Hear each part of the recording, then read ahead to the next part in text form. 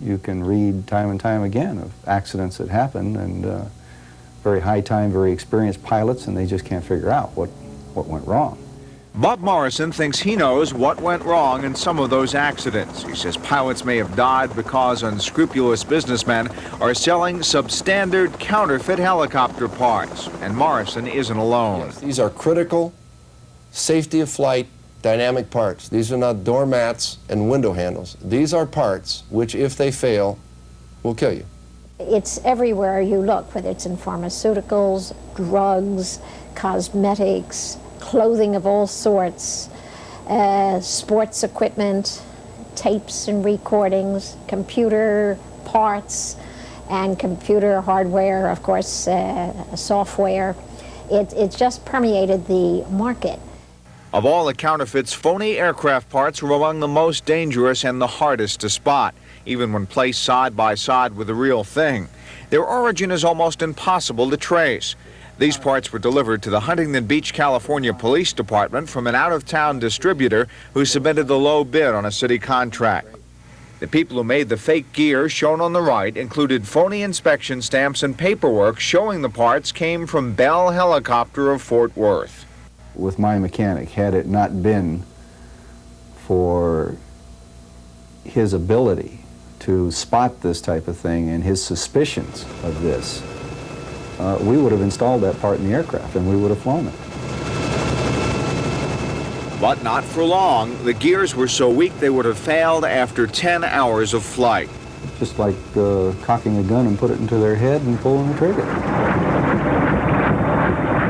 Monty Montgomery had a bright future as a pilot for American Airlines until he rented a helicopter with a counterfeit part installed in its rotor system.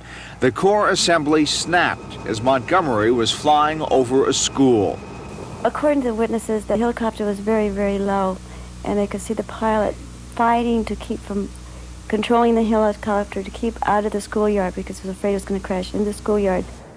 Bogus parts are not confined to helicopters. Phony parts for commercial jetliners have included tubes for navigation systems, components for fire detection equipment, and the bolts designed to hold the plane together. Reagan administration officials say that a tough new federal anti-counterfeiting law that was passed last year should help solve the problem. That bill includes stiff fines and jail terms for those who traffic in counterfeit goods. By taking the profit out of it and also adding a jail term to the whole case, we think that it will discourage a lot of people. But cases involving airplane parts are especially hard to prove. The evidence often doesn't survive the crash. Critics say there is no paper trail required so investigators can trace the parts to their source. More people are going to have to be injured and killed before the appropriate legislative and administrative steps are taken to stop this practice from occurring. Does the average person who buys one of these parts realize what they're getting? I think in most cases they do not know that they're buying bogus parts. If they realize that they're buying a cheap part, but in many cases they think it's a military surplus part, when it's actually a part that's been fabricated by someone other than the military and made to look like a military surplus part, and it's actually a bogus part. While the bogus part problem encompasses every part of aviation, it may be the most critical in helicopters.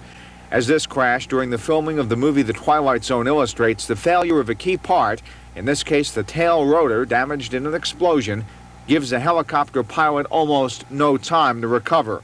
You just don't have the flight techniques available to you that you have in a fixed-wing aircraft. Many of the helicopter operations operate in much more critical terrain than fixed-wing aircraft.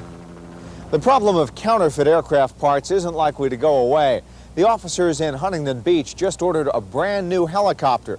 Before it arrived, they received a warning that people are already making and selling counterfeit rotor blades.